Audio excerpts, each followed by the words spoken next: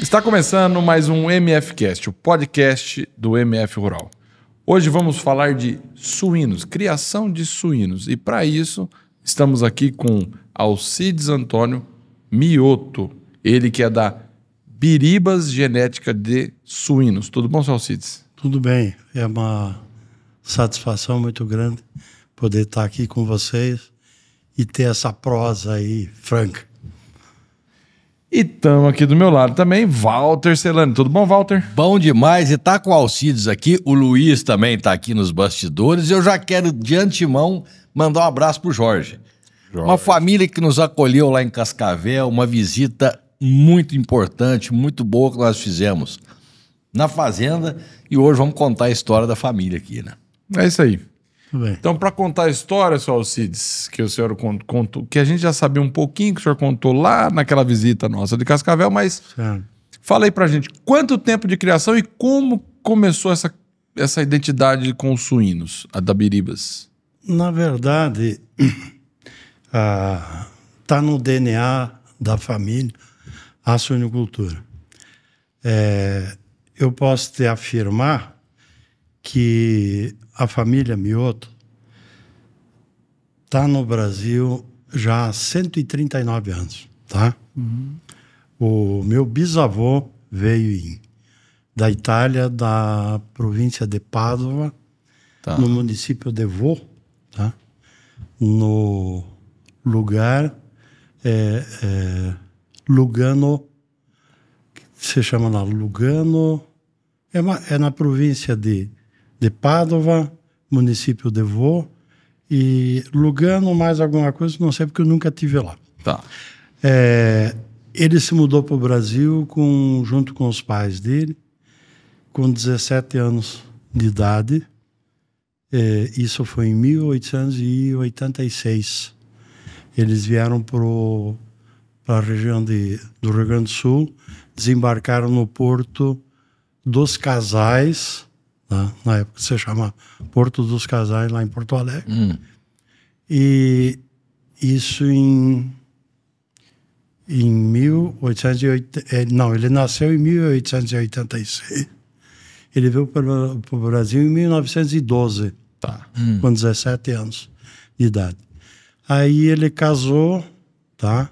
Eles passaram um tempo em Porto Alegre. E aí ele se mudou para Santa Teresa, que é na região ali de Caxias, Santa Maria, ali naquela região. Aliás, desculpa, não é Santa Maria. É Caxias e Bento Gonçalves.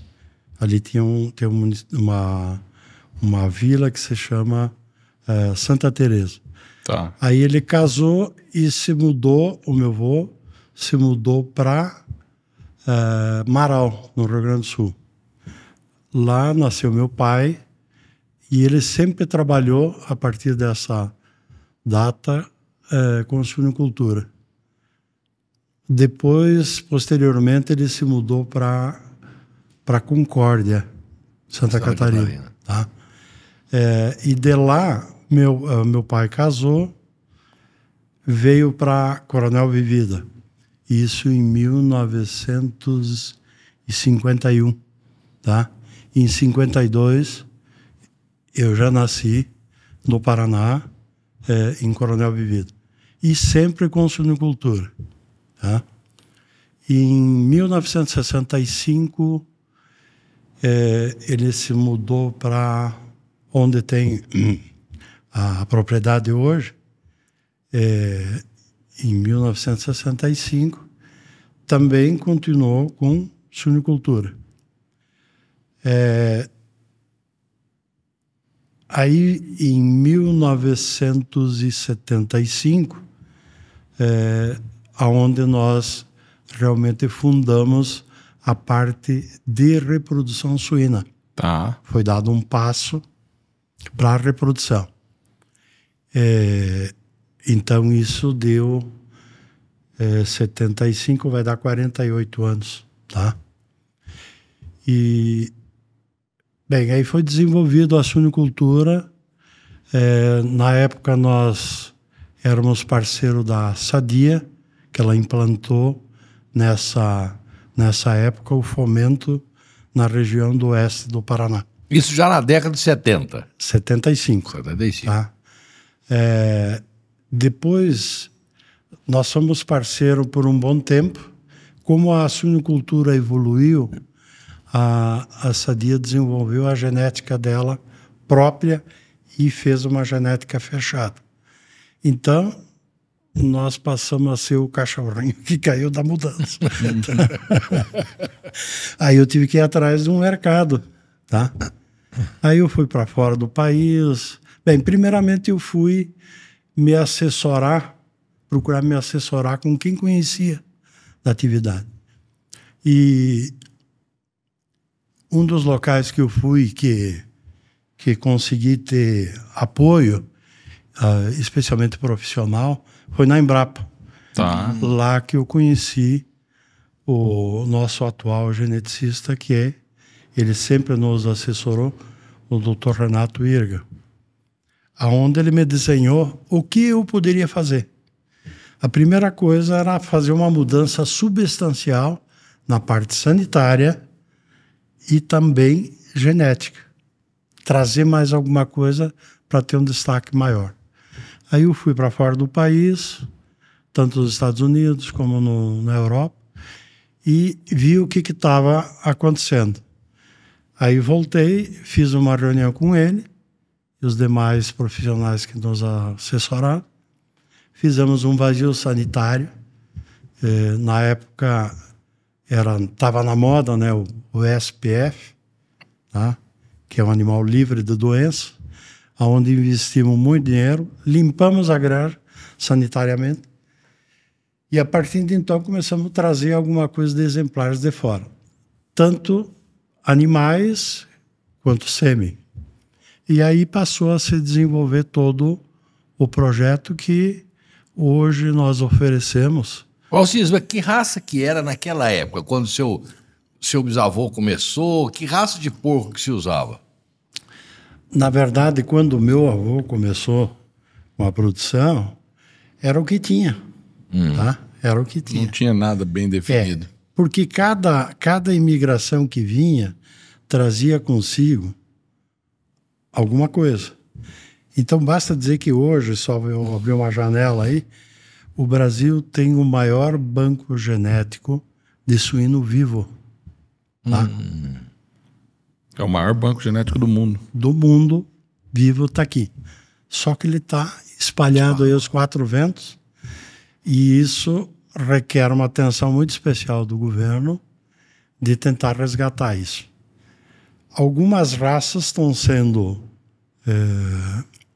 identificadas, tá? Só que só tem uma raça que está tendo identidade, que é o Moura. Depois nós podemos falar sobre ele. Só continuando aí a questão das raças. Então, era o que tinha, era uma mescla, tá?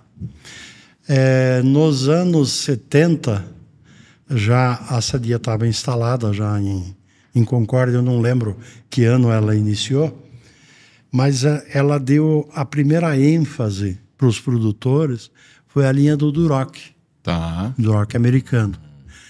Logo em seguida, nos anos 70, 72, 75, ela fez uma grande importação de linhas brancas. Quais que são? O Landrace, o Lajoie. Não só a Sadia, como outras empresas trouxeram. Foi ali que começou a desenvolver a suinicultura de escala que nós temos hoje. A grande suinicultura. A suinicultura de massa. Tá? Então, em termos de história da suinicultura, nós inseridos, nós sempre procuramos estar um passo à frente, tá? Melhorando sempre aquilo que temos e trazendo sempre o melhor para o produtor, tentando ser parceiro do produtor. Porque na nossa concepção, não basta só eu ganhar dinheiro. O conjunto tem que ganhar. Sim. Senão não prospera. Não dá certo. Tá? Porque senão você passa a ser dominante, como acontece na suinicultura de massa, de escala. Quem que ganha? Quem que tem a maior fatia? A cooperativa ou a cooperativa indústria. ou a agroindústria, A indústria. não importa. Na verdade, o produtor, parceiro deles, me perdoe a expressão, mas eles entram na UTI e dá o braço. Ele não passa a dominar nada, ele só tem que produzir e cumprir ordem. E dar garantia do financiamento. Quando termina de pagar, já como a suinicultura está em constante evolução, tem que reformar, tem que pôr novo equipamento, enfim. Ele sempre está na dependência da agroindústria. Nós vemos, basta dizer que nos anos 70, 80, a suinicultura independente, que tem duas suiniculturas, a independente e a de integração. Sim.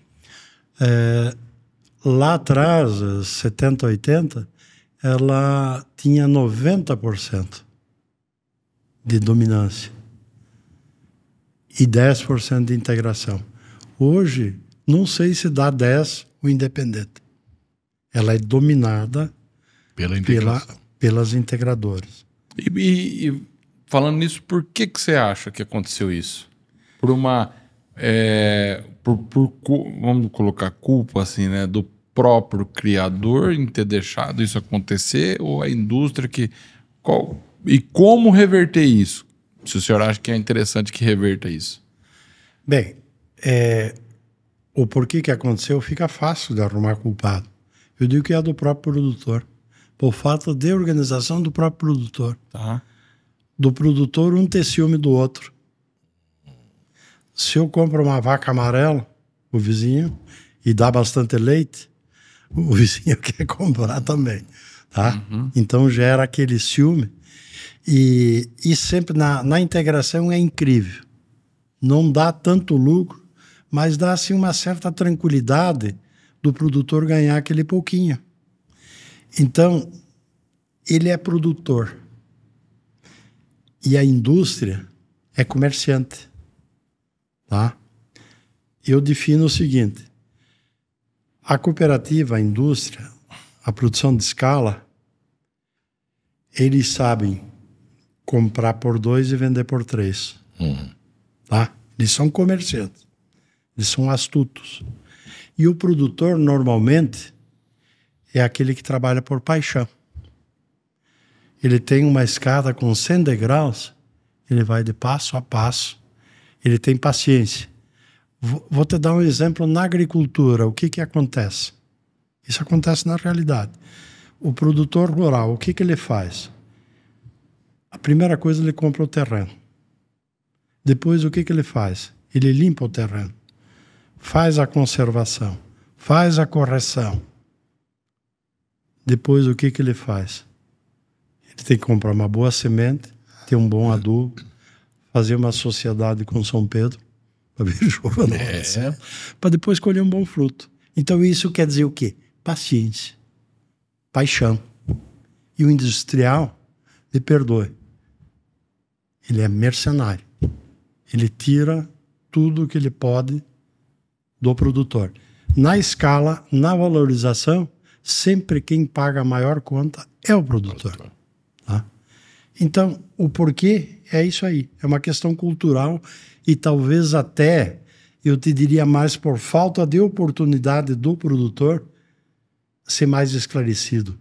Ter uma informação mais firme, mais concisa. Aí quando você fala que é uma falsa sensação de segurança, que quando você tem a integração, então também é por uma certa comodidade do produtor que aceitou isso. Sem dúvida. E aí quando a gente tem essa inversão que antes era 90 de 10, hoje é 10 de independente e 90 integração, surge um negócio que aí eu acho que é onde a gente sempre conversou, que é a genética. Sim. Que esses 10% tem que se diferenciar. Sim. Como ele se diferencia nisso? Usando genética, dando qualidade em carne. Essa é a saída para os 10%, não é? Sem sombra de dúvida. É o que nós procuramos fazer. Nós já investimos muito, trabalhamos muito, fizemos produto competitivo com qualquer outra empresa. Só que aí precisa ter volume. Que manda volume. Uma integração requer muito volume. Mas hoje você enxerga que tem uma demanda muito alta para carne suína de qualidade? Tem. Existe. Existe. É só uma questão de você identificar diríamos, na tua comunidade constantemente, porque eu, dentro do negócio, hoje, o que eu faço? Eu atendo o público. Isso é constante do produtor me ligar. Eu quero entrar na suinocultura, quero comprar umas matrizes. A primeira coisa que ele se preocupa é saber o preço da matriz. Isso é o que menos impacta, tá? É o que menos impacta no negócio suíno. Eu vou te explicar o porquê, tá? O que custa caro é a comida. É a instalação que ele vai fazer, é a mão de obra que ele vai aplicar. Porque o suíno ele é muito produtivo. Ele se paga muito rápido, Ele se paga. Entendeu? Rápido. A genética é o ingrediente que você põe no negócio e que mais te ajuda. Diríamos, é a alavanca que te ajuda a fazer, remover muito mais do que o restante. Tá? E ela é pouco valorizada e pouco entendida. Por quê? Por falta de conhecimento. Mas então, veja bem, só para complementar a questão da abordagem. É que vocês me fizeram da questão do... que você fez a questão... Da qualidade. Então, veja bem, ele não sabe nem o que ele vai produzir na sua grande maioria. Ele quer produzir. Ah, não, eu vou produzir se não vender. Aí eu questiono, mas qual é que é o teu mercado? Não, eu vou produzir se eu conseguir vender o leitão, vou vender o leitão, senão eu vou engordar. Eu já respondo friamente para ele. Você vai dar o tiro no pé. Por quê? A primeira coisa que você tem que fazer não é nem vir atrás da matriz e nem saber do preço. É fazer uma pesquisa do teu mercado. Vai lá, fala com o açougueiro, fala com o mercadista, vai na feira ver como é que funciona, tá? E tenta identificar quantos animais você pode colocar por semana ou por mês. Aí eu posso te ajudar muito em te dizer, põe a X matriz. Se esse mercado comportar 10, não compre os 10. Não produza os 10. Produza 8, produza 9. Deixa que o mercado tenha aquela sensação de falta. Porque todo excedente, isso é histórico, derruba preço. Aí te tira muitas vezes o lucro ou te dá um grande prejuízo, como nós passamos recentemente, pelo excesso de produção, pelo excesso de ganância dessas cooperativas, agroindústria. Por que está baixo? Porque tem super oferta. Razões tem N. Se nós for atrás, vai ter uma razão de fechou o mercado, não sei lá onde, sobrou carne suína aqui. Vai baixar o preço. Sem dúvida. Deixou de exportar, baixa o preço. Isso. Eu acredito que não te respondi a tua pergunta que você fez da visão da questão de qualidade. Tem. É só tu pesquisar. Porque assim, o que eu vejo é o seguinte. Consumidor hoje, para falar de carne suína, se você for falar, você come carne de suína? Como de vez em quando, mas é porque ela é muito seca, não sei o quê. Isso daí que é aquele volume, que é o volume produzido pelas integrações, né? Que estão preocupados em volume e não em qualidade, que acaba chegando essa carne pro consumidor. Outro detalhe que eu acho que influenciou demais a questão do consumo, que aí a gente tem várias coisas aí. Uma é, quando se utilizava banha de porco, antigamente, utilizava-se banha de porco para tudo, para cozinhar, para fazer e tal. Veio uma onda, que aí é que você fala da ganância, do dinheiro, das indústrias em vender o óleo vegetal. sem dúvida. E nisso, forçaram os médicos a começar a falar, ó, banha faz mal. Então teve esse ponto também, né? Sim, diríamos, essa expertise industrial e comercial. E aí Exato. fez isso e prejudicou a imagem do suíno. Sim, sim. E outra coisa que eu vejo que também tem muito, e isso existe até hoje, a questão de falar, eu não vou comer carne de suíno porque vai me dar cisticercose se eu comer mal passada. E isso é uma coisa que a gente tem que esclarecer que isso não é isso não existe. Não existe. Você pode comer carne suína mal passada, não dá cisticercose. Ela dá tênia, Sim. certo? Sim. Tem que fazer esse esclarecimento. Que é a tenasorium, que é do suíno, e a saginata, que é do E a bovino, cisticercose você tem que comer na alface. a cisticercose, na verdade, o suíno é um hospedeiro intermediário. Exatamente. Quem é o hospedeiro final lá, que é o que... Na verdade, só para explicar Aham. O ciclo. o ciclo. Então, vamos lá. Você come uma carne com cisticerco, Isso. comeu a carne com cisticerco, você desenvolve a Isso. solitária, né? O nome solitária. O ser humano defeca numa horta ou Não qualquer importa coisa. onde, tá? E aí tem os ovinhos, os ovos da larva ali. Se você consumir... E aí aquela ovinho de larva pode virar lavagem, ou que seja, que era antigamente que dava no porco. E ele, de novo, cisticercose. Isso. Para o ser humano pegar essa cisticercose, ele tem que ir lá e consumir aquela Isso. alface ou qualquer... A própria carne bovina pode acontecer isso. Por quê? O piante, quando vai para o campo, que é o tênia... aonde é que ele defeca? Vai aonde é. Aí o boi vai comer aonde? Então hoje a carne suína é que oferece a maior segurança nesse. Não, e fora que mudou demais a criação do suíno também. Não é Ela aqueles tá mangueiros, fechando. Não é mais aquela mangueirão lavagem, solto lá, né? Não é mais isso. É. Então mudou demais. Então, Comendo grão. então assim, a primeira coisa Complexo vitamínico. é desmistificar e falar, você pode comer carne suína mal passada que não dá cisticercose. Esquece. Sem dúvida.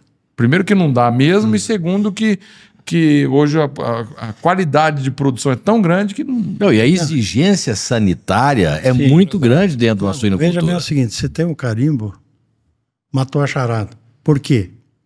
Porque se o animal está contaminado, lá no abate já identifica. Já vai. Já é descartado lá. Exatamente. Então não tem como. A não ser que venha do frigomato.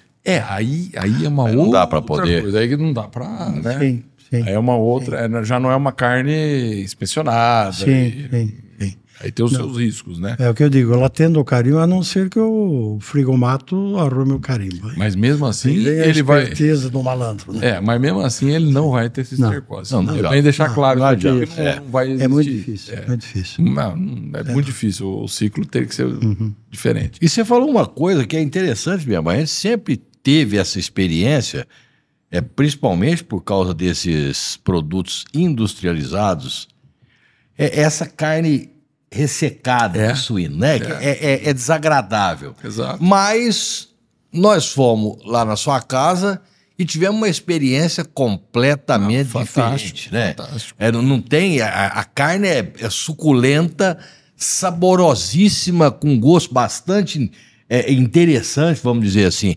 O que faz mudar isso, Alcides? Por que essa carne seca que tinha e agora a gente vê que numa criação como a sua não tem?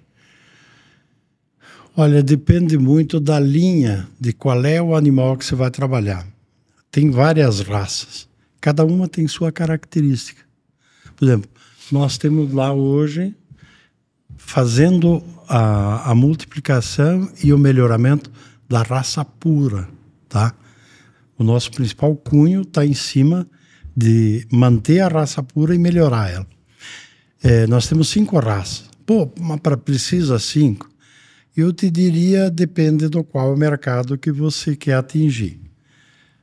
Nós, no nosso trabalho lá na Berilo, o nosso principal preocupação é melhorar cada linha dessa, cada raça. Tá? Por que melhorar? Para melhorar o ganho de peso, a conversão, Se você quer menos gordura, mais gordura, mais mamário, menos nunca, né? Então, melhorar as características que dá mais ganho para o produtor. Cada raça individualmente. E cada uma tem uma característica. Você pega, vamos supor, nós temos lá o Landrace, o Lajoie, que é as linhas brancas. Que depois vem o Duroc, vem o Berkshire, vem o Moura e o Pietran, tá? Então essas 5 raças. Agora está entrando o Berkshire, que já vai entrar numa linha de pureza. Nós já temos exemplar com 93 ponto alguma coisa de pureza, tá? Ele está sendo feito um trabalho por absorção. Tá, vai cruzando, pega um sêmen de um Berkshire, ou pode ser de qualquer um, você pode fazer esse processo, em cima de uma outra raça. Deu 50-50. Pega novamente o Berkshire e coloca em cima desse 50-50, vai virar 75. E assim sucessivamente. Nós já praticamente, ele se tornou um puro por cruza. Tá? Então vai surgir a 6ª raça. Isso é loucura, mas tem que fazer. Por que tem que fazer? Para ter opções de cruzamento, para você atender o mercado que você vier me pedir. Se você diz, eu quero produzir essa carne, aquela carne que você comeu, ou você tem um mercado diferenciado que você precisa mais de marmoreio, ou você precisa de um animal mais veloz, porque você tem que ser competitivo no mercado. Dentre essas raças, nós podemos te dar uma fórmula de você fazer teu próprio produto diferenciado. Não precisa comer essa carne que você comeu, que é uma linha que nós batizamos de BS, com Duroc, que vai dar esse produto. Então, a linha BS, ele é um blend de 3 raças. Aí entra Pietran, Moura e Berkshire. Sai uma linha. Você combina ela com o Duroc, que vai sair esse produto que vocês degustaram. Tá. Que tem excelência numa série de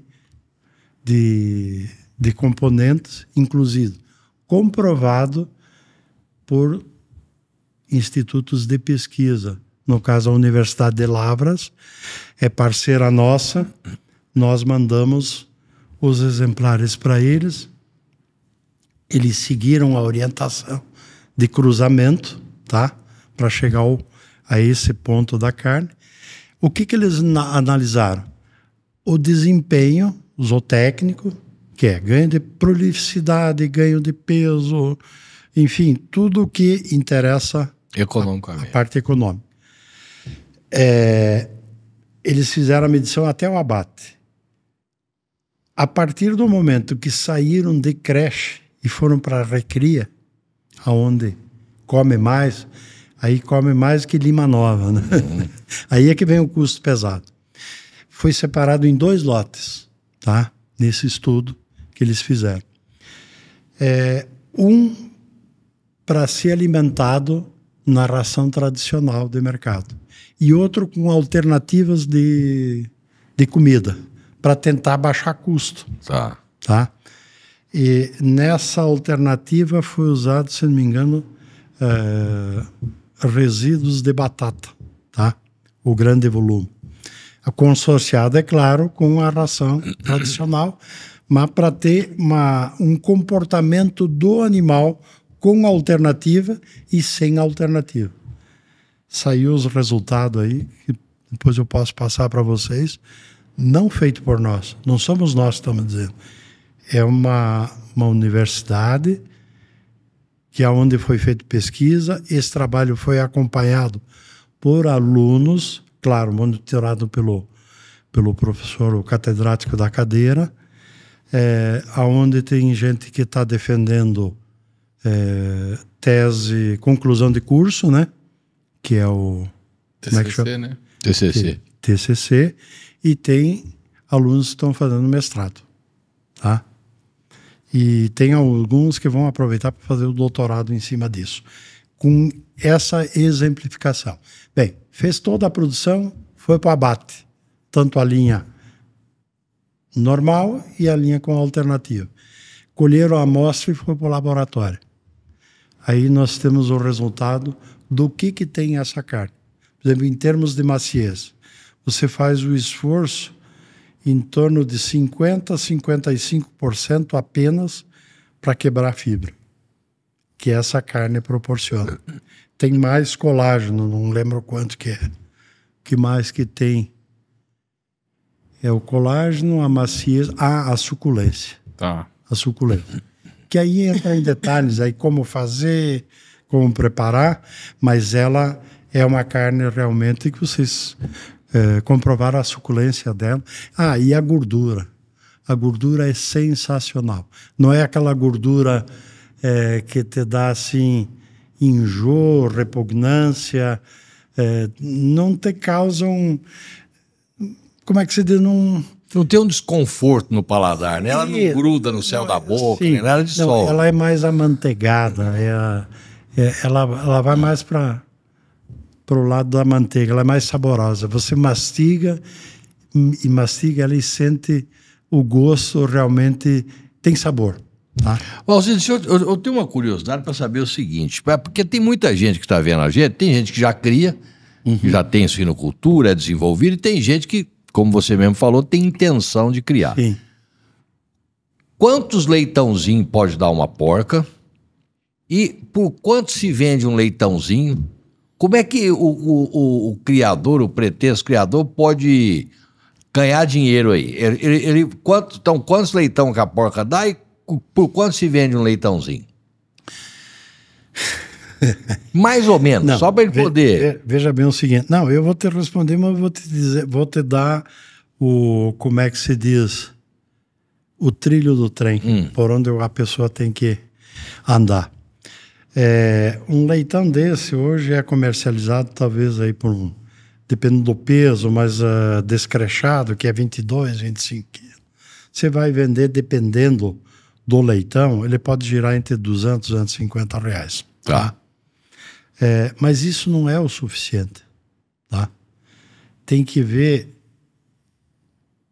qual que é a composição, se ele vai atender o que o teu consumidor quer, ou se você vai levar para casa para tu recriar, para tu comer.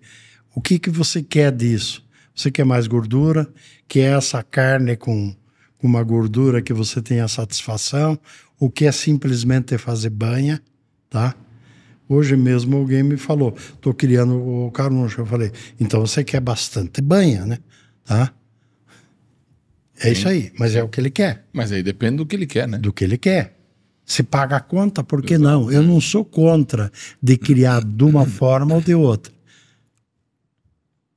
Meu amigo, você tem que ter paixão, mas tem que ter lucro, senão a paixão acaba logo. Tá? Isso é em tudo, é assim. Então tem que ter profissionalismo. O que eu digo para um produtor, que é um pretenso produtor? A primeira coisa que você tem que fazer é consultar o mercado. Segundo, se você puder, compre um curso. Hoje tem, por exemplo, tem a empresa que é parceira nossa, a CPT. Ela tem curso que te dá, inclusive tem um curso do suíno gourmet, que entra justamente nessa área do pequeno produtor. Ele te dá todo o processo de produção, não só de produção, te ensina como é que você deve identificar qual animal para qual mercado, tá? Então ele te dá de passo a passo, inclusive te dá uma ideia de planta, tá? De com quantas matrizes você deve começar para ter um mínimo de equilíbrio, entendeu? Se não me engano, eles dão lá 5 matrizes, um reprodutor, ou 6 matrizes, um reprodutor. Por quê? Para você organizar a tua produção. 5 matrizes vai te dar um parto por mês. Então, a princípio, você vai ter 10, 12, se você vender leitão, ou cevada, não importa, você vai ter 10 ou 12 para vender, para atender o teu mercado todo mês, tá? Porque você não come todo dia.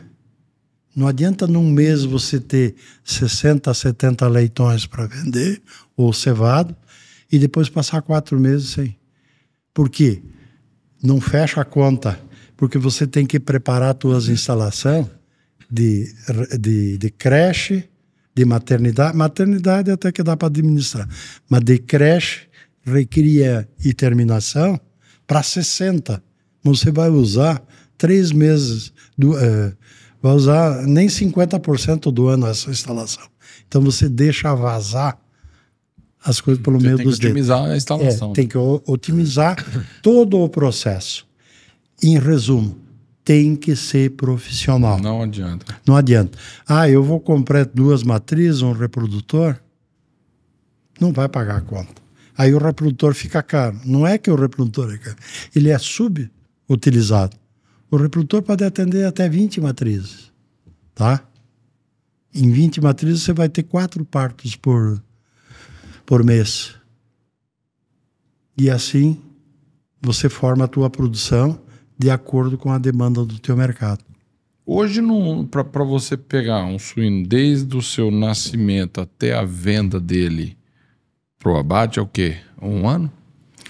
Não, no nascimento o abate é normal. Não, no nascimento não, desde a concepção, né? Da concepção. Diríamos, é 112, 114 dias, vamos arredondar para 4 meses.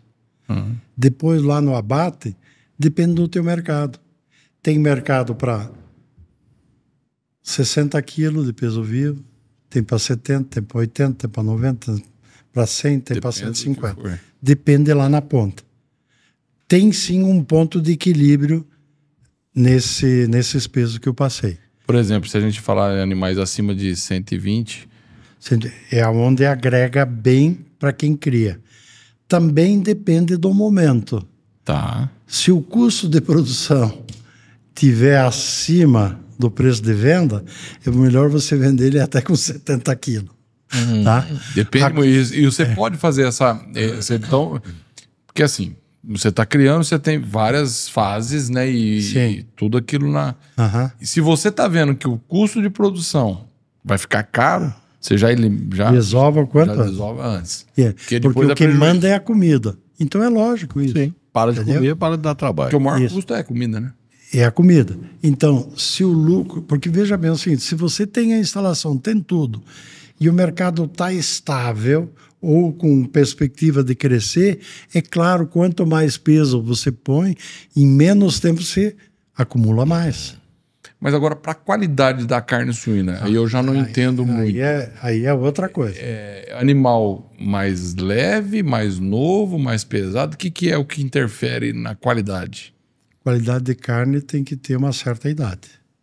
Tá. Senão você está comendo tempero. Como assim? A carne não tem sabor e vai ter que botar carne. De um leitãozinho. Pega um leitãozinho aí, recém-mamado. Porque todo mundo fala, come um leitãozinho. Então não é o melhor. Não. No meu modo de enxergar... É quase igual. Quase igual não, é igual o bovino. Gosto, amores e cor não se discute. Não, sim, mas... Mas se você entra na questão de qualidade, sem sombra de dúvida, você passa a ter uma qualidade melhor a partir de 120 quilos.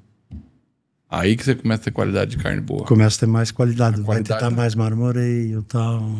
Tá. O marmoreio acontece com o animal, né? Quanto mais... Marmoreio e sabor isso, também. Isso. Acaba tendo então, mais. E aí depende muito da raça. Quer que eu te fale alguma coisa sobre as raças? Vamos lá. Tá. Eu só quero fazer uma observação aqui, Alcir. Por que eu perguntei do quanto que ela pare, por quanto você vende o leitãozinho? Pelo seguinte, muita gente pergunta, igual você mesmo falou, quanto que está uma matriz, quanto que está um reprodutor, mas o retorno de capital é muito rápido se for bem administrado. Lógico, depende da variação no mercado, mas tudo depende do mercado. Batata, ou seja lá o que for. Mas o retorno do capital quer dizer o que essa porca pare, ela, Sim. em 2 gestações, já se pagou. A princípio depende muito do valor do leitão, mas às vezes você paga até na primeira. Até na primeira. Até na primeira. Veja bem, depende da raça, de cada raça ou cruzamento. Você tem matrizes que podem te parir 12, 15, 18. Nós tivemos até com 24, se não me engano. Não, 32. E conseguiram desmamar. É claro que aí foi montado, eu acho que uma UTI e tal. Eu não sei, mas não tem mama para isso. Essa fêmea não devia ter mais que 16 tetas, por mais premiada que ela tivesse.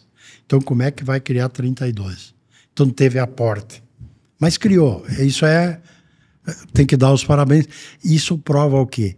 Que a fêmea suína tem um potencial extraordinário.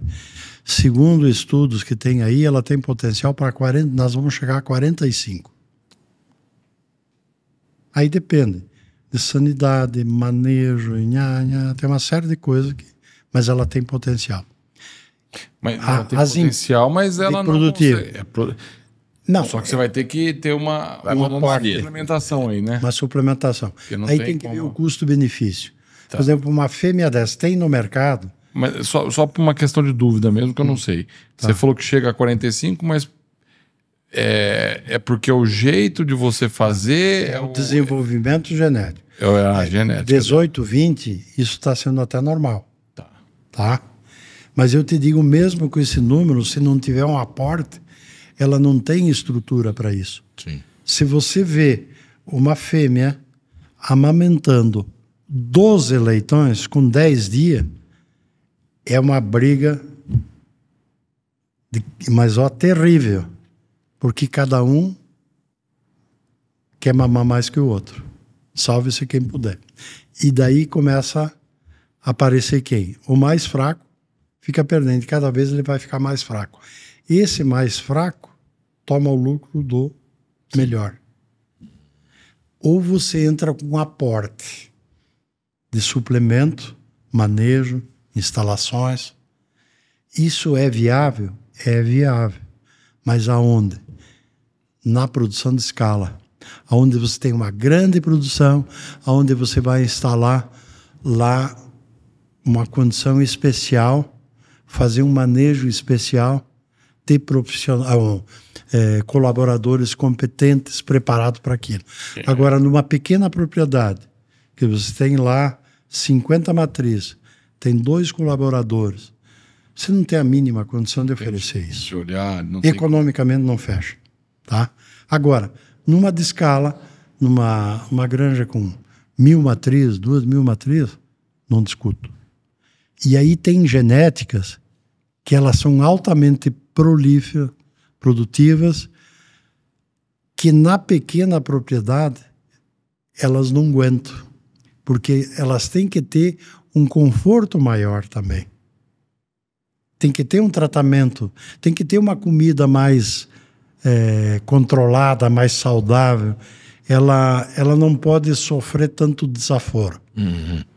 Aí é que está. O nosso sucesso é de preparar essa matriz para atender o pequeno e médio produtor, aonde ela supera grandes desafios e ela sempre se sai melhor que dessas altas genéticas. Não é que ela é ruim a de alta genética. Ela tem que ter condições. Já lá nos anos 90, inclusive é o que implantou a suinicultura da sadia no oeste, ele sempre dizia, filho, chamar todo mundo de filho. O suíno, a matriz, ela precisa de hotel 5 estrelas e gasolina azul. Deu para entender? Uhum. E continua até hoje. Não tem... Se você não der essa condição, mesmo ela tendo todo esse potencial, ela não vai se sobressair lá na frente. Mas então é vantajoso levar para 45. Dependendo da tua Funciona situação. assim, tem estrutura, Sim, tem tudo. com a estrutura, eu acredito que se chega lá. Só que a genética vai ter que Mas- trabalhar bastante. Genética e nutrição aí, porque eu imagino o seguinte, se ela Sem hoje dúvida. com 18, 20, Sim. você produzir 45, você está dobrando o número Viu? de... E genética é um processo demorado. Isso aí vai levar muito tempo. É diferente de você colocar uma peça num torno, se você precisa de 40 centímetros, você regula o torno para 40. Precisa de 1 metro, você... Não dá para aumentar o número de tetas, Não né? dá. Não dá para aumentar o número de tetas de uma hora para outra. O espaço, o ventre dela. Porque quanto porque mais estiver ali dentro e não for desenvolvido, ele vai ser menor. É, por e isso que eu ia quanto perguntar. menor, Menos. menor chance de... Porque se a gente tem um espaço para 20, colocar 45, você está dobrando. Isso. Isso Então, vai automaticamente... prejudicar o tamanho, né? Vai... Sim, é relativo. Mas então qual a vantagem? A vantagem é no número que você consegue. Por isso que tem que aumentar a capacidade de armazenagem, diríamos assim, da matriz. E do aparelho mamário Mas dela. essa você não aumenta. Dá para aumentar. É só você selecionar para isso. Mas isso não faz da noite pro dia. Ah, tá. Se aumentar o tamanho dela, Aí demora muito, é né? proporcional. Basta dizer que estão pedindo para o geneticista baixar a bola em termos de número de leitões. Parar por aí onde é que está, que por enquanto tá bom assim, vamos desenvolver a outra parte. Vai mexer com outra coisa. Tá. Né? Potencial, a fêmea matriz tem. E essa fêmea, quantas crias no ano? Normalmente, bem controlada, é 2,3, 2,4 partos por ano. Tá? Então, uma matriz Uma matriz. dá hoje 40. Exatamente. Já está em Se ela ficou em 30 e... 16, Sim, né, dá uns 40. isso. Se você considerar, leitão se não. você jogar a média para baixo aí para poder facilitar, conta uns 35 leitãozinhos. Isso. Aí você vai ter. É a produção que tem, a média que se tem hoje. Isso nós estamos falando da produção de escala. Tá? Esses animais, para qualidade de carne, eles têm uma prolificidade menor. Claro, porque a energia dele é direcionada para a produção. Né? A característica dele é menor. Por exemplo, você vai comparar uma fêmea do Rock, uma própria Mora, com uma Landrace Lajoie, a Landrace Lajoie vai produzir muito mais. Mas não tem certas qualidades que essas outras raças têm. Então, por isso que você tem que identificar muito bem o mercado que você quer atingir. Por exemplo, o pequeno mesmo, se ele quer produzir esse suíno que vai valer preço, não adianta ele produzir qualidade de carne, marmoreio, porque lá na ponta vai virar um preço só, ele tem que trabalhar com essas fêmeas de produção de escala, não importa se ele é pequeno. Então ele tem que ter rentabilidade. Por isso que eu digo, tem que ter orientação, tem que fazer o curso, fazer o projetinho e seguir de passo a passo. Aí dá lucro. Senão não vai dar. Mas o produtor hoje não faz esse estudo. Falta de Ele começa informação. a produzir e aí vai ver o que o mercado quer, né? Sim, aí ele vai lá oferecer o produto.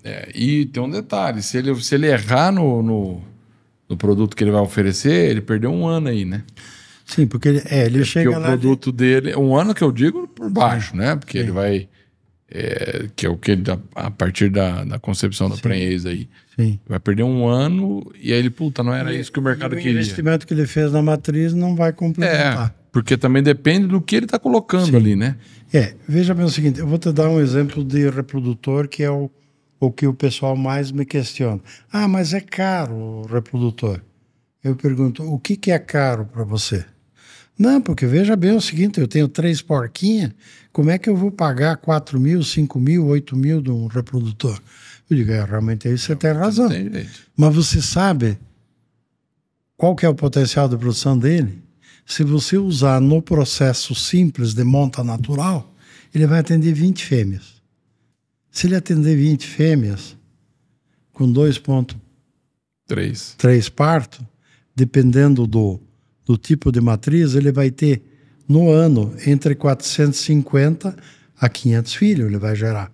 Que ele responde por 50%. Paulada, hein? Tá? É muita coisa. Então, por que ele é caro? Se ele é utilizado nessa proporção, que esse reprodutor consiga transferir para os filhos dele, diríamos, não vamos pôr 5 quilos, ponha só 2. E que seja só 450. São 900 quilos por ano. A 10 reais. Ele fica 3, 4 anos na granja. Que ele fique 3. Eu estou colocando tudo mínimo, o pior dos piores. 450 vezes 2 deu 900. 27, 30 mil, 27 mil, 30 mil aí, só de... Eu tô colocando assim, ó. Só a vantagem, porque o Quilo a mais. Só de quilo a mais. Isso. Eu tô jogando 10 reais o quilo, Sim. certo? É mais ou menos isso? Sim. Não, diríamos o animal de abate, que normalmente é considerado, é preço de mercado. É um pouco menos, diríamos aí R$7, entre 7 e 8. Pronto. É que eu tô colocando o preço do leitãozinho aqui, mais ou menos. Não, 250 quilos. se ele for vender o leitão, 25 claro. quilos a 10 reais, Sim. ele tá vendendo 250, que é aquilo lá, né? Sim. Vai dar... Agora, se ele só tem 2 matrizes, Aí não vai, né? Não tem. Aí a culpa não é do Aí leitão, tá não é do subutilizado, cachaço, né? aí, viu, ele está arrumando culpado, É. que é o que a maioria faz.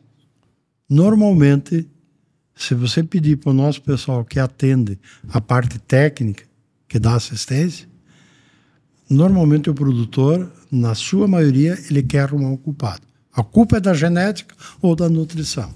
E não é por aí. Não é querer se esquivar. Tem que dar culpa para quem tem.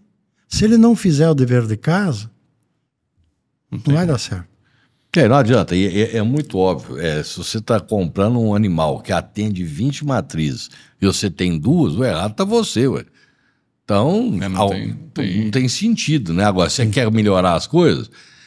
Eu acho que isso aí não é preço, é valor, né? Valor. É uma coisa diferente da outra, né? Não adianta você querer pagar num animal de genética trabalhada, com seleção de muitos anos, querer pagar preço de porco comum. Isso aí também, tanto em bovino quanto ovino, é o mesmo pensamento. Histórias é que não falta. Nós vamos ficar aqui 2 dias falando e vai ficar indo assunto para trás.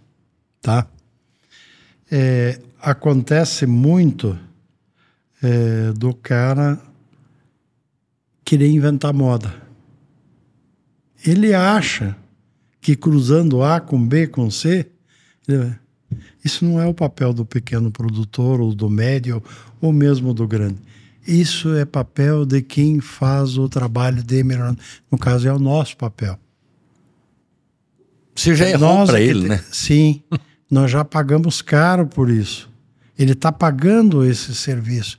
Então, o que o produtor tem que fazer, na minha concepção, é buscar um fornecedor, não precisa ser nós, que ele tenha confiança. Ele tem que ter credibilidade ao fornecedor. Não é alguém com mala nas costas que comprou uma matriz pura, um macho puro de 2 raças diferentes e diz que está fazendo genética. Não. Não faça isso. Onde que entra aí? Aí entra, eu acho não, tenho certeza, a questão da genealogia, né, dos animais, né? Aí vem o controle. Esse é o controle. Aí tem o problema de consanguinidade. Porque eu lembro que vocês mostraram lá para nós que vocês têm isso daí muito bem detalhado. O nosso banco de dados é invejável. Esse é o nosso maior patrimônio. O banco de dados e o material que tem na granja. Porque isso dá confiabilidade, né? É isso aí. Isso aí não tem valor que pague. E não dá para dizer eu quero 10, quero 50. Não tem valor. Isso não tem valor, né? Não tem. Alcides, qual que é a saída para o produtor de suíno? Qual faixa de produtor que você... É o de escala ou de... Vamos falar dos dois. Dos dois. É produzir menos.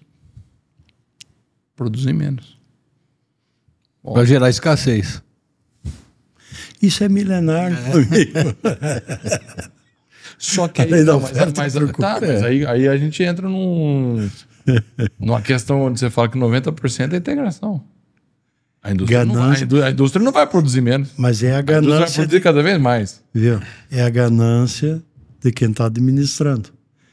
Ou não é, às vezes, nem de quem está administrando. Quem comprou as ações, o que ele quer? Ele quer lucro. Vira empresa. Isso eu falo com muita clareza.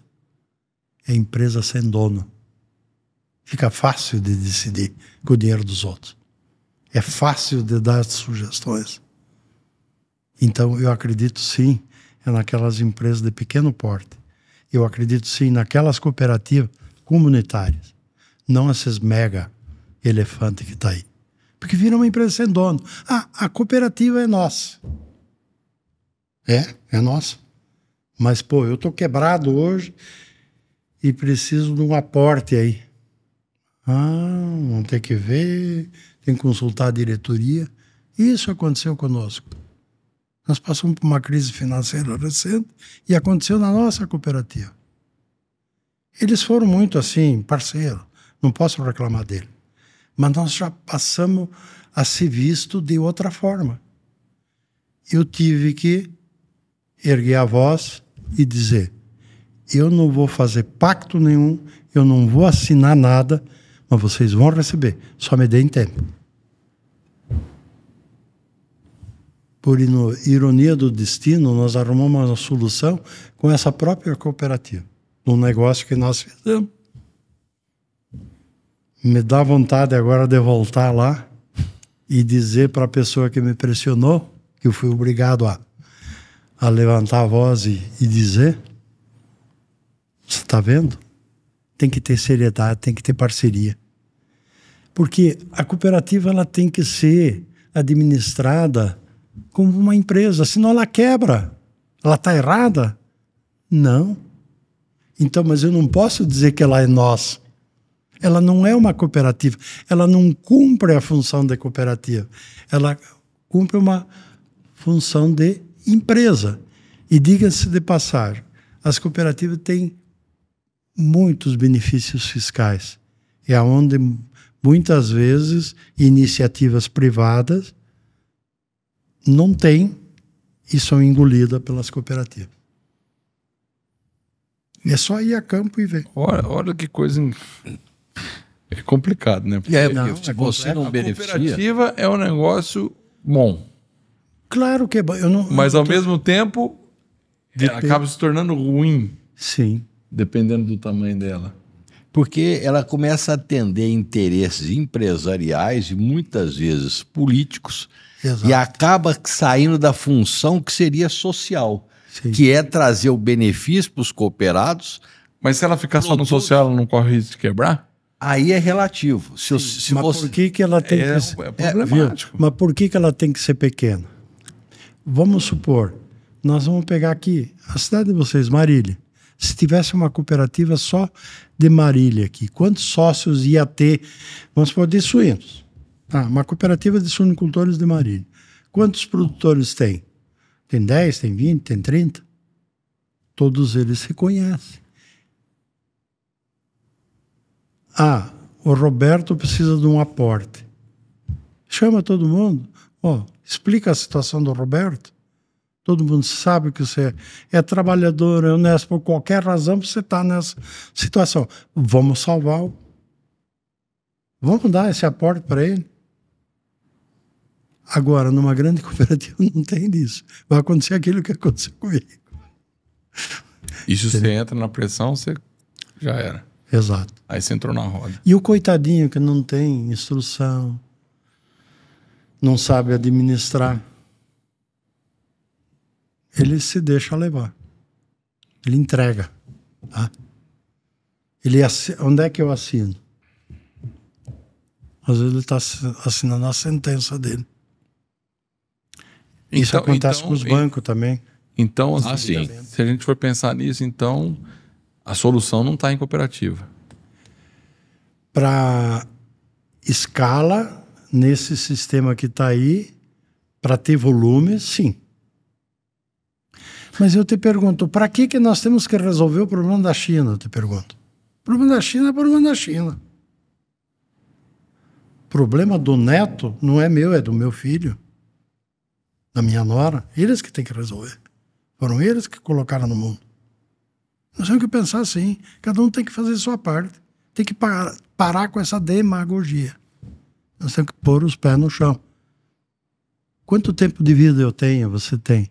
Você tem que fazer essa conta. Eu vou deixar patrimônio para o filho, para o neto? Claro que vou deixar com a maior satisfação. Mas eu vou me sacrificar o último para deixar para o neto? Então vamos ensinar ele a trabalhar. Vamos tentar interferir na educação para ele melhorar. Eu acho que é isso que precisa acontecer. Tem que parar com demagogia. A questão é, ao invés de dar as coisas, é dar condição para ele competir, Exatamente. né? Vou te dar condição para competir. É o que o governo, na minha opinião, teria que fazer na agricultura familiar.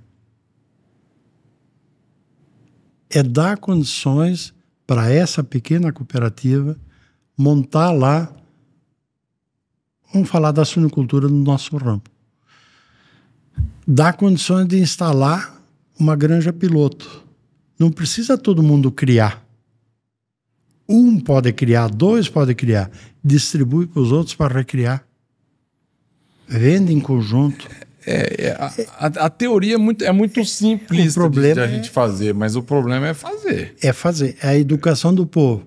Mas aí você começa a analisar o que está sendo investido na educação do povo.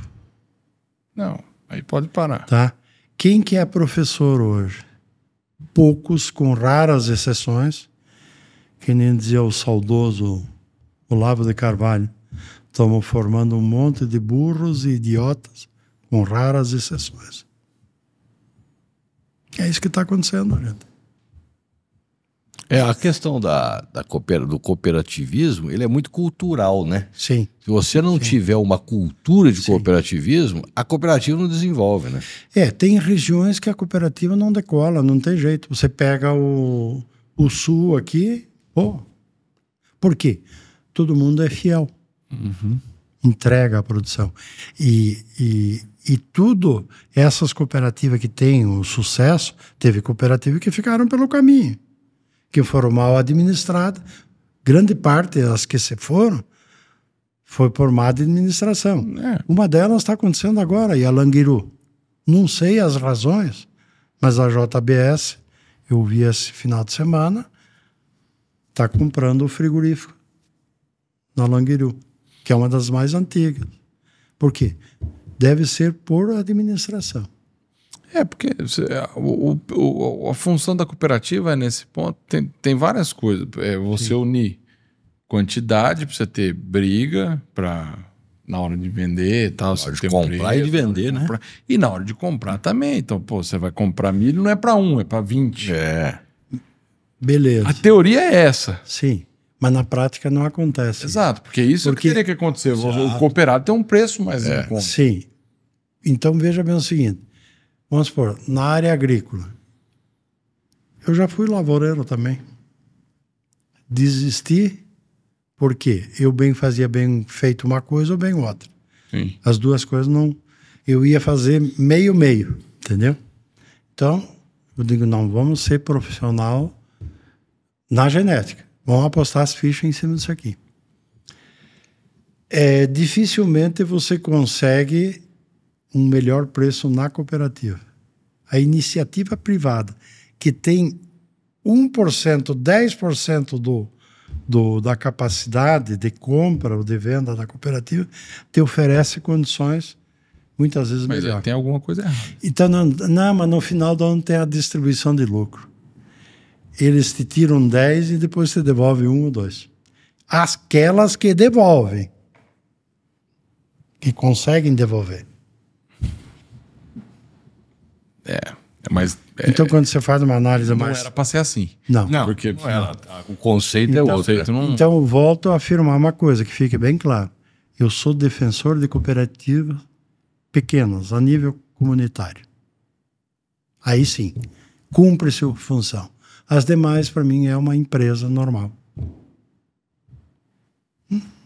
Tem muito. Sim, é um ponto de vista que o senhor está jogando como produtor. Claro, tem um ponto de vista. Isso a gente sente na pele, isso daí. Que é assim. E aí estava falando das raças que você queria falar e eu te interrompi para poder falar. Mas e aí? Bem, nós temos as linhas que mais produzem, são as linhas brancas, que é o Landraço e o Lajoie, que é mais assim conhecido pelas linhas brancas, né? Dentre essas duas, você produz uma matriz que é conhecida no mercado como F1, que é a mãe mais produtiva, mais eficiente, não só aqui, mas no mundo todo, tá? Então isso está consolidado. Aí vem o macho que vai cobrir essa fêmea. Aí depende do que a indústria quer atingir. Se ela quer um marmoreio, ou quer só carne, aí vem normalmente um macho híbrido, com diversos cruzamentos, com diversas opções para cumprir a função lá na ponta. Por que vamos pôr uma agroindústria, seja iniciativa privada, seja cooperativa, ela define uma genética. Por quê? E um reprodutor, tanto de fêmea quanto de macho. Porque ela precisa fazer padrão. É padrão. É isso aí. Se não tiver padrão. O de escala é isso aí. Bem, tem essas duas para atender esse tipo de mercado. O Duroc aqui está entrando nessa linha de escala porque existe um mercado que quer mais marmoreio, tá? Uma carne mais vermelha. Aí depois vem o Pietran também, ele, dependendo do cruzamento desse macho híbrido, ele entra na composição. Por quê? O que é o bom do Pietran?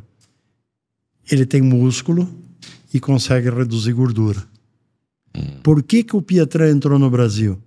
Justamente naquela fase lá dos 70, 80 que eu falei, que se tinha muita gordura.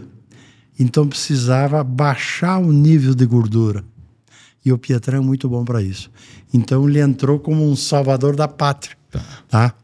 E ele se fixou no Brasil por esse sentido. E pela beleza que ele é. É um animal muito lindo. Se eu levar vocês para a granja e fizer uma exposição das raças, como a gente sempre faz como produtor, olha, essa raça tal, aquela é tal, dá para fazer o cruzamento. Isso aqui você atinge isso, essa você atinge aquilo, a mescla tal. Mostra todo na prática lá, em termos de genética. E no final eu pedi, qual que você achou mais bonito? Eu tenho certeza que vocês vão dizer que é o Pietran. Pietran leva o concurso. Isso. Mas ele tem uma carne, se fizer uma classificação dentre essas raças, a carne, não vou dizer a pior, ela é boa também. É inferior às outras. Inferior às outras. Beleza não se põe à mesa, né? Exato. Ele vai produzir menos gordura, tá? Mas tem uma qualidade... Depende do consumidor que ele quer. Isso. Né? E ele tem um menor desempenho em relação às linhas brancas e do próprio Duroc, tá? Aí vem o Moura. Puta. É o nosso Wagyu na suinicultura, então, gente. Já que você está falando que o Moura é o Wagyu, o Duroc é o Angus. Exatamente. Você sabe de onde saiu essa correlação? Que o Duroc é o Angus da suinicultura? Da onde? Lá naquela mesa que você fez a degustação que vocês fizeram. Sabe com quem? Com o pessoal da Gazeta do Povo. Que eles vieram fazer uma rodada. Aquela rodada que eles fazem, muito isso no grão, né? Tá. Fazer aquela maratona. Sim. Então, eles estavam fazendo na suinicultura. Aquele rally, né? É o rally, exatamente. Rally. Então, a Gazeta do Povo estava fazendo o rally no Rio Grande do Sul, na suinicultura, Santa Catarina, Paraná e Minas. Eu não sei se fizeram São Paulo, acho que não fizeram. Mas Minas eu sei que eles foram. São Paulo eu não tenho certeza. E aí eles tiveram, foi indicado, não sei por quem e tal. Pô, mas é interessante vocês baterem um papo lá com o pessoal da Biribas, tá? Aí eles me ligaram, tal, beleza, tal. Aí marcamos, nós vamos chegar tal dia. E aí me ligaram do caminho, nós vamos atrasar, não vai dar tempo, não sei o quê. Tá. Eu digo, não, vem para cá. Vocês têm problema de horário? Não, temos hotel já reservado em Cascavel e tal. Vamos ficar por aí. Eu digo, vem para cá. Aí fizemos lá um Duroc para eles, lá nesse estilo. E na época nem tinha UBS ainda. Uhum. E papo daqui, papo dali. Chegou na altura de praticamente de ir embora, né? Aí o jornalista que estava questionando, aí não sei por que cargas d'água, foi espontâneo da minha parte. Digo, você quer saber mais? O Duroc é o nosso Aberdeen. É o outro. Ele disse, como? Aí eu repeti para ele. Fica fácil da pessoa entender, né? Isso. Aí sabe o que ele me pediu? Posso ir na granja?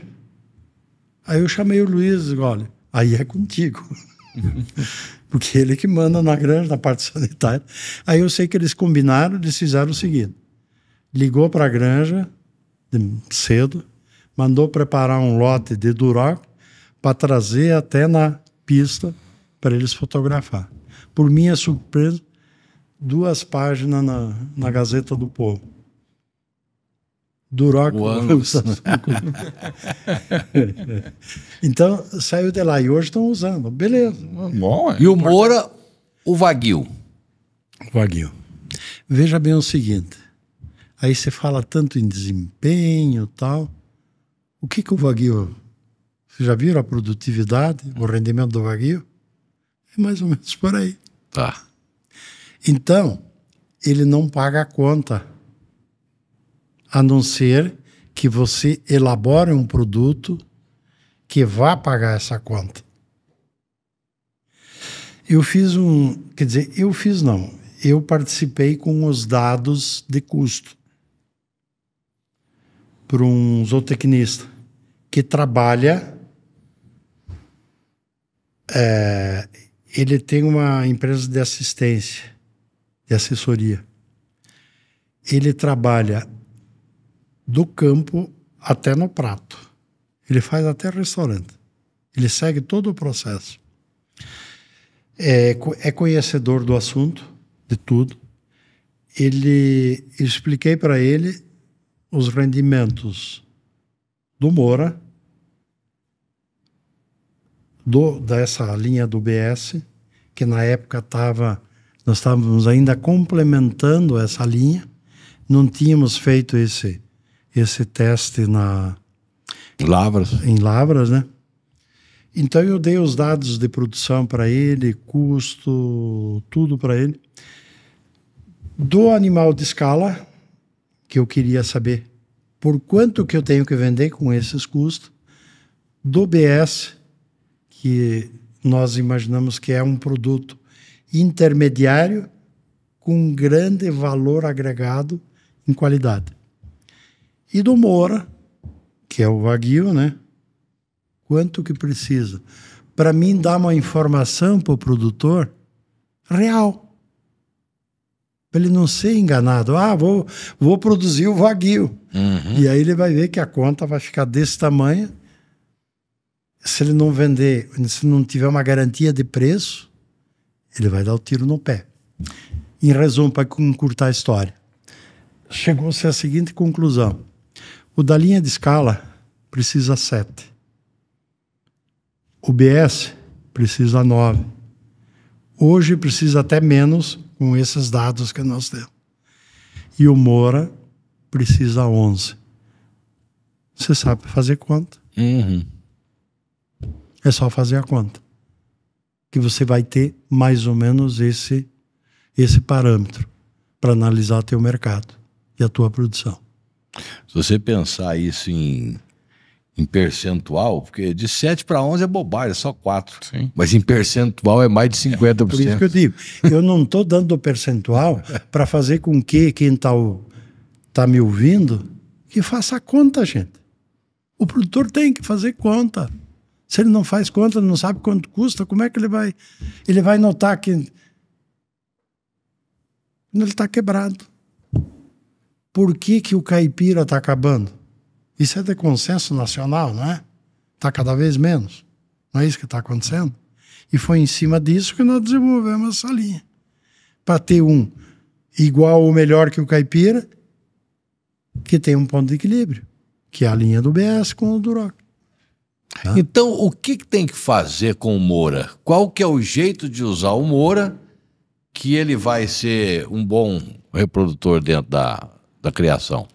Aí você tem que analisar o teu mercado.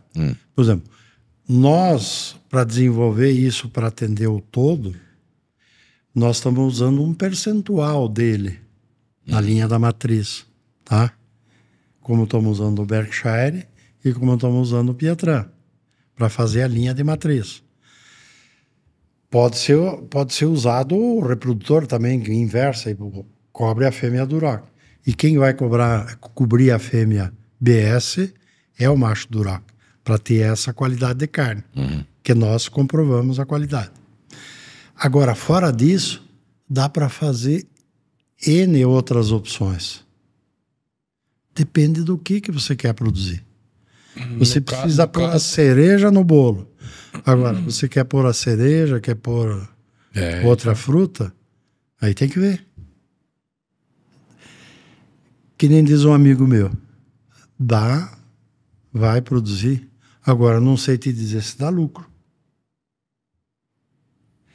Veja bem, vou te falar do Moura, o que está acontecendo. É a única raça, até então, das nacionais ou do caipira, como você queira denominar, que está passando por um processo de identificação. Não adianta você se chamar Roberto. Você pode dizer que você é o Roberto. Vou te dar um exemplo simples. Quando você chega no hotel, você não tem que puxar da identidade. Então você tem que ter uma identidade. Então como é que você vai controlar teu plantel, tua produção? Ah, me disseram, diz que é. Não. Tem que ter um documento que comprove. Para você fazer a sucessão comprovada dentro do teu negócio. Você não precisa registrar, mas você tem que, aquilo que você comprar tem que ter uma identidade. Então, o Moura é o único que está sendo resgatado e está sendo dado identidade.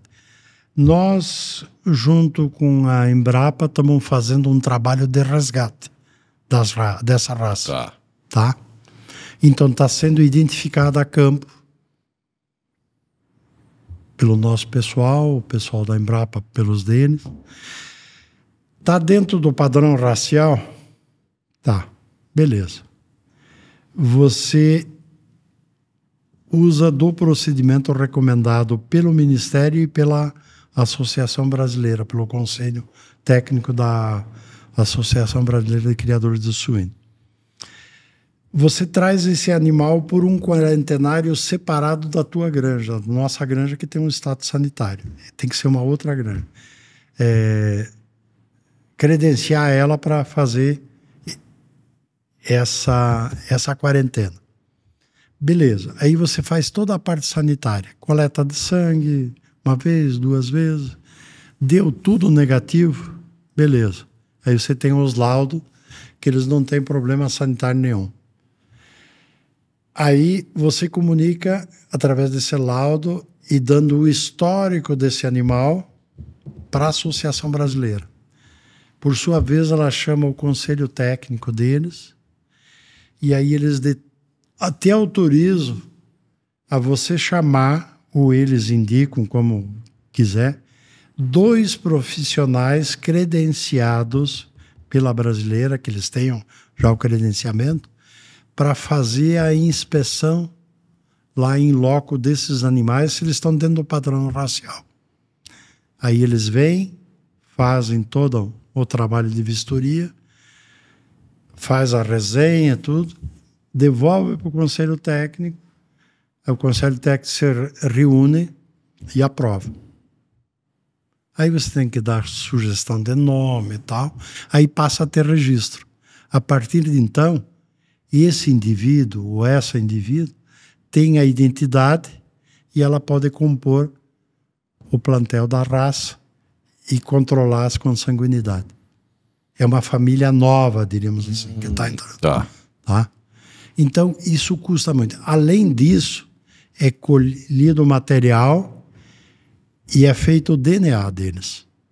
Vai para o Sinagem, em Brasília, que leva um certo tempo para te mandar o DNA para ver o grau de se tem ou não tem parentesco com o que você já tem e dela a composição. Então você recebe um laudo do DNA do que o animal tem. E anexo. Aí fica mais por conta do proprietário, no caso nosso, né? Que fica no nosso arquivo esse laudo. Tem pouca gente criando moura hoje. Hoje, oficialmente, é só nós e a Embrapa. Nós, das granjas comerciais, nós somos a única. O que tem aí é tudo sem identidade. É o que você está falando, porque não tem identidade, né? Não tem identidade. Fala que é, mas não é. É. Então, Se não tem identidade. aí depende do grau. É o moura segunda linha, né? É o genérico. É o genérico. Porco genérico. É limpinho, isso não serve, não é porco, não. Então, cada caso... Então, tem mercado para tudo. Aí depende do que a pessoa quer fazer. Ô Alcides, eu fui... Quando nós fomos visitá-lo lá em Cascavel, nós fomos lá na sua casa, e lá nós estávamos lá e os seus filhos estavam lá junto com a gente. Sim. Fazendo a degustação, falando sobre a carne e tal. Na criação, na sua fazenda, na sua história, em tudo que vocês construíram aí com a Biribas, qual que é para você a importância da família nisso tudo? Olha, se não tiver digamos, esse comprometimento e essa paixão, não existiria. E dificilmente as empresas comerciais, elas prosperam na genética porque é comercial, é escala, é volume. Mas esse resgate, basta dizer que ninguém faz, porque custa caro. Você não imagina quantos produtores que tem nesse Brasil afora que faz genética, mas não tem identidade nenhuma. Falta, sim, uma fiscalização, um amparo, falta de amparo para nós, de ter uma fiscalização do governo, no caso do Ministério da Agricultura, em cima desses produtores. Porque está deixando acontecer tudo. Lá se cria cobra, lagarto, pato, ganso, suíno, bode. Como é que vai ter uma sanidade nele? Em primeiro lugar, a sanidade. Depois vem o controle. Não tem identidade. Então, se não tiver um comprometimento, uma organização, uma paixão, só que tem que dar lucro. Senão o amor acaba logo. Por isso que o reprodutor, o pessoal diz, é caro. Ele fica caro porque tem todo esse trabalho. Eu respondo para muitos, especialmente para os amigos, se eu ganhasse todo o dinheiro que vocês imaginam, eu teria um apartamento em Copacabana de cobertura lá. E passaria a metade do meu tempo lá. Só que eu tenho esse prazer de ir para lá, não no apartamento de cobertura, quando eu sou convidado por um amigo. Então é isso aí. Então é muito oneroso, tá? Porque é aquela história. Se eu tivesse mais 5 milhões no meu patrimônio, ia mudar alguma coisa? O que vocês acham? Eu acho que muda. Acho que muda, porque dá a possibilidade de você fazer mais coisas ali dentro, né? Vai arrumar mais trabalho. Dá mais liberdade, né, Alcides? É melhor ter mais 5 milhões no patrimônio do que ter menos 5 no banco. Não, olha, eu prefiro ficar com aquilo que eu consigo desfrutar. Claro que cada Mas então, não pode ser Ô Luiz, na hora que sobrar 5 milhões lá, você pode mandar para mim, viu? Pelo amor de Deus. O Alcides não tá querendo. Mas vamos ver, vamos fazer sobrar 5 milhões. Aí eu quero ver. Mas aí eu vou te falar uma outra coisa, então, que aí você vai concordar comigo. Se você tiver os 5 milhões na conta a mais, mas não tiver a sua família junto de você nesse negócio, Não adianta nada. Verdade. É isso aí. Isso não tem dinheiro que pague. Isso não tem mesmo. É a mesma coisa que o plantel que nós temos lá. Quanto vale? Não sei. Mas por quanto você venderia? Não sei. Se amanhã eu resolver parar, aí eu vou pôr um preço. Para mim ficar confortável tanto. Pronto. O senhor se sente privilegiado de ter seus filhos junto com o senhor? Muito.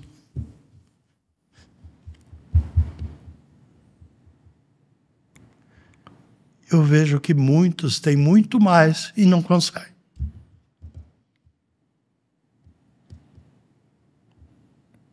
É isso aí. É exatamente isso. É muito bom. Isso é bom emocionante. demais. Não tem porquê. Eu falo sempre, Alcides, você sabe, o maior presente que os filhos juntar no dia do aniversário da gente, os netos estar juntos. Sem dúvida. Isso não tem preço, né? Não tem. É uma coisa impressionante, é uma energia boa, né? Sem dúvida. E a gente sente que está cumprindo a missão, né? Exatamente. Porque você trouxe uma missão do seu antepassado que fez uma aventura vindo para o Brasil. Exatamente. Um sufoco. Você falou, saiu daqui, foi para cá. Esse saiu daqui, foi para cá naquela época. Deus me livre de fazer. Exato. Não tinha estrada, não tinha nada. Não tinha nada. Mas veja A bem o gente seguinte. trouxe e botou o fardo para você. Falou, agora carrega. Só que agora você tem gente para transferir isso, Tem que transferir. né? E você vai só brincar com os meninos, né? Com as criancinhas, né? Não, com os netinhos. Vou brincar com eles e vou continuar trabalhando. Quando é que você passa o bastão pros meninos? Ou eles não estão preparados Não, ainda? já passei. Já estão mandando? Já. Eles sabem. Só que eu quero continuar trabalhando.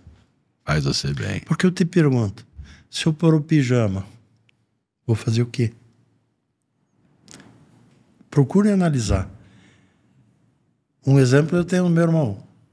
Se aposentou, não quer saber mais de nada, vendeu, deixou tudo já organizado. Agora está começando a aparecer problema. É. Aí aparece. Então é isso aí. Enquanto você está ativo, você tem uma dorzinha, você nem sente. Você para de trabalhar, para de... Aí começa a arrumar enguiço, brigar com o vizinho, brigar com a mulher. Tem que arrumar um motivo, né? Tem que estar em atividade. Tem que ter uma adrenalina assim para compensar, né? Claro que eu não ando na velocidade que eu andava. Eu vou te ser sincero. Eu quero levantar às 6 horas da manhã e chegar em casa a hora que desce. Tá? Mas isso me prejudicou? Não, porque eu sempre fiz assim, desprendido, entendeu? Você dá claro que a gente quer lucro, não vamos fazer nada sem ter uma rentabilidade. Mas se não der, vamos aceitar. Vamos continuar, amanhã vai mudar. Eu aprendi uma coisa, que é o exemplo que eu dei para vocês. Tem a pessoa que sabe comprar por 2 e vender por 3. Esse é o perfil dele. Não estou dizendo que ele está errado. E tem aquele que sabe dar tempo ao tempo para chegar onde precisa. É. Tá? Isso em todo negócio é assim. E na suinocultura, o cara não pode entrar, ele tem que entender que ele vai passar a ter um retorno depois de, olha, bem organizado, depois de 18 meses. Que ele vai começar a ter uma parcela do retorno. Porque ele tem que fazer a amortização. Por isso que os projetos, especialmente digo meu amigo, porque eu conheço ele há 35 anos e ele tem uma relação comercial e de amizade muito profunda, que é o o Dr. Eduardo da SOS Suínos, tá?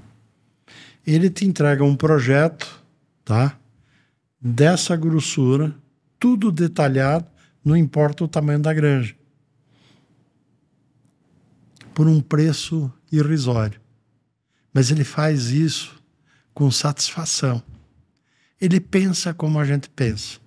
Por exemplo, com a CPT, eu fiz um convênio com ele, ninguém tem vantagem econômica, tanto a Biribas quanto a CPT. É bem ao contrário. Quando o professor Nelson, que é o proprietário, nós acertamos, tá, como é que nós poderíamos fazer? Eu digo, olha, eu não vou ganhar dinheiro com isso e menos vocês, um indicando o outro. Então vamos fazer o seguinte, vamos premiar o produtor para dar um incentivo.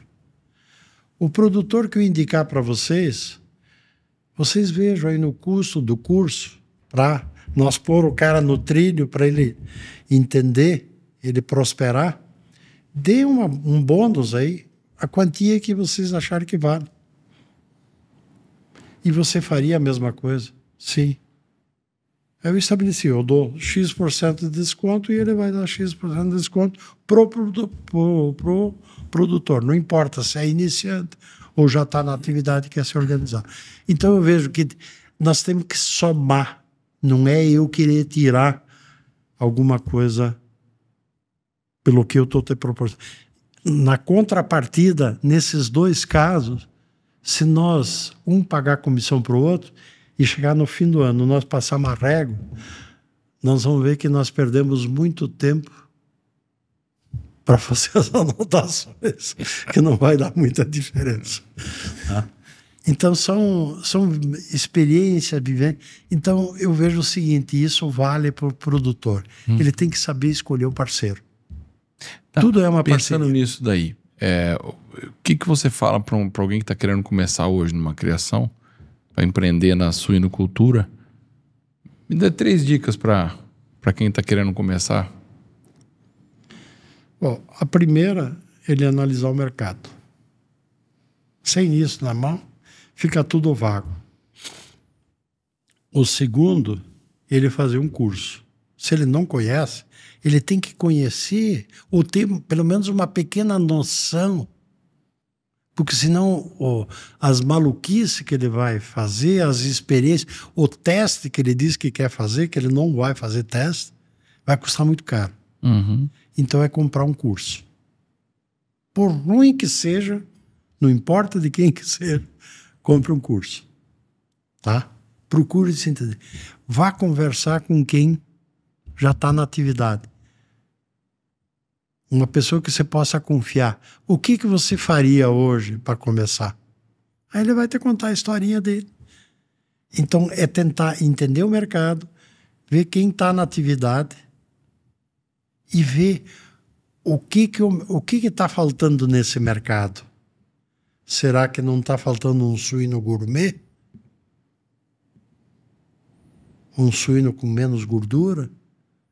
Ele vai ter que ir atrás, ir para a feira, ir lá para o supermercado, enfim, pesquisar. E aí depois, é claro, aí entra o nosso negócio, que é a genética, que é a principal alavanca. Tem que ser uma empresa de confiança. E de preferência, falar com o dono dos porcos. Aí eu vou puxar. Não é puxar, entendeu? Não, tá que certo. seja transparente. Porque o vendedor, ele foi contratado para vender. E normalmente, os vendedores de matriz reprodutora, eles não sabem nem limpar um chiqueiro. Eles não sabem nem o que é genética. Então, o que ele vai dizer?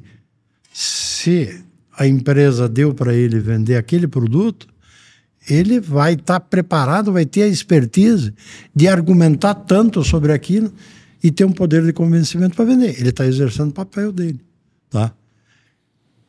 Mas não é só o vender. Então, quem está comprando tem que ter essa expertise de seguir esses passos. É o que eu posso dizer. O senhor não é homem de fé?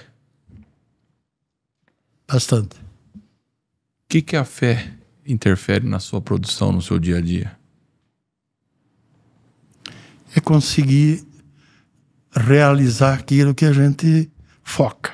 Porque tudo tem que ter um foco na vida. E se você não tiver fé, aí você não teria esposa, não teria filhos. Fica mais barato pegar um aluguel. Fica muito mais barato, não fica? Mas depois. O que vale? Quando vem a fase da bengalinha, aí você vai para um asilo, né? Então, você tem que pensar nisso. Então, você tem que acreditar realmente que tem alguém que de lá de cima domina. Quem não tem fé, não vai ter nada. Tem que ter fé. E não importa a religião, todas elas são boas. No fundo, não acaba convergindo tudo para o mesmo sentido. Então, eu não posso criticar que aquela é boa, essa é ruim. Tem a tua. Seja profissional até na fé. Até na fé. Tenha Deus, né? Exatamente. Tenha Deus. Exatamente. Bom, faltou uma pergunta. Vai lá. Eu quero fazer uma pergunta faz tempo. Por que é Biribas, Alcides? Biribas, ele surgiu, um fato muito curioso, de uma certa brincadeira entre amigos. Isso partiu das amizades do meu irmão mais velho. Eles foram assistir um jogo de futebol e num dos times tinha um ponta esquerda que se chamava Biribas. E aquele dia, esse ponta esquerda acabou com o jogo, fez gol, enfim, deu a vitória pro time e foi a glória dele, né? E ele era franzino, magrinho e tal, parecido com o meu irmão. Aí um deles fez, tá aí o Biriba. E aí começou a gozação e ficou. Então vem do futebol. Vem do futebol. Bem, aí isso foi em Curitiba. Ele estava lá trabalhando, estudando. Aí depois fui eu. Aí entrei na turma, né? Aí, como é que nós vamos chamar o Alcides? Biribinha.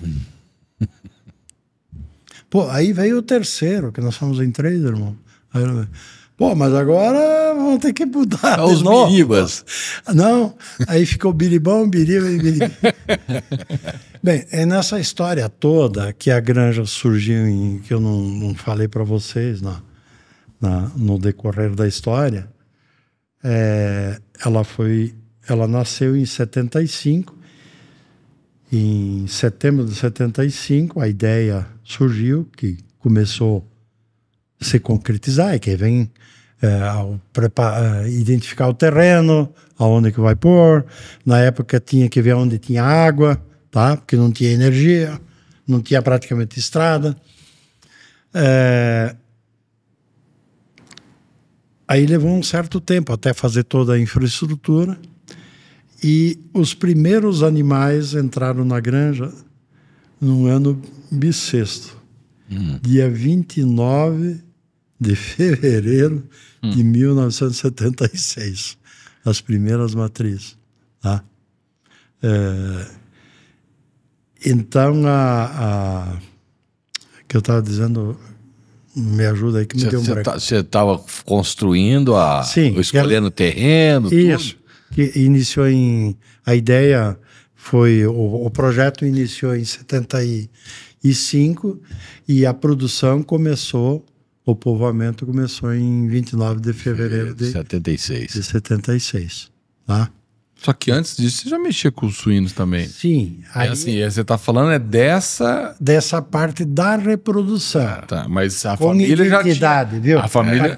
Partimos para a identidade. Tá. A partir desse ponto. Mas antes disso a família já criava... Sim. Ela vem de lá que eu falei, desde... 1910. Não, 1912. 1912. Isso, tá?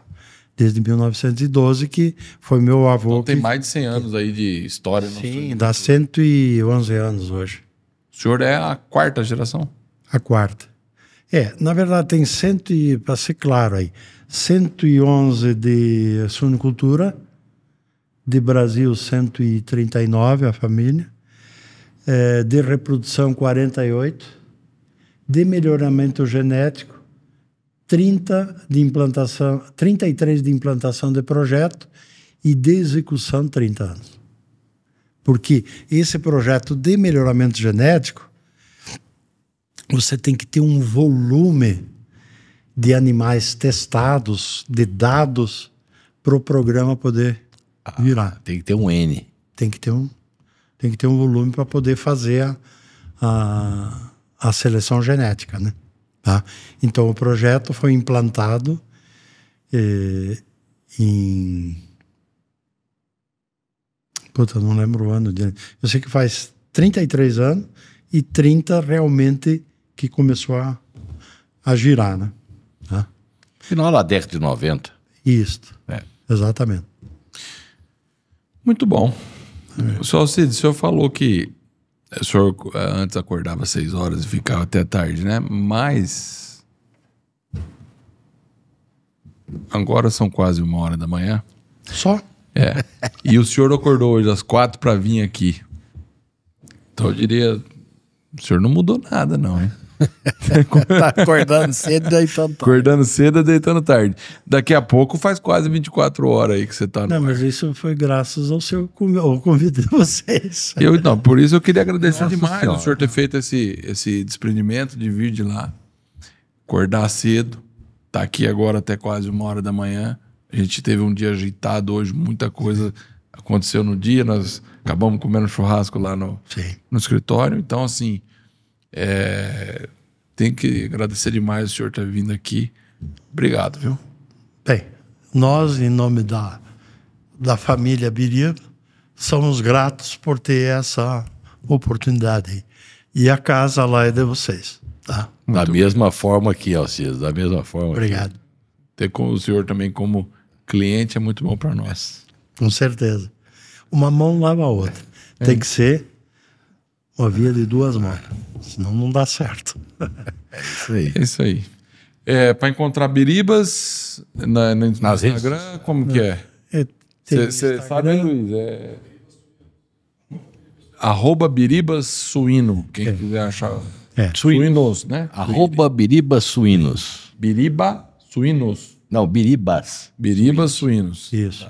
Tá, @Biribas Suínos. É só encontrar lá e tem o contato, telefone fixo, e-mail, WhatsApp. Hoje o que mais se atende, 95%, é o WhatsApp. É isso aí. WhatsApp. Perfeito. É isso. Esse foi o MFcast, podcast do MF Rural.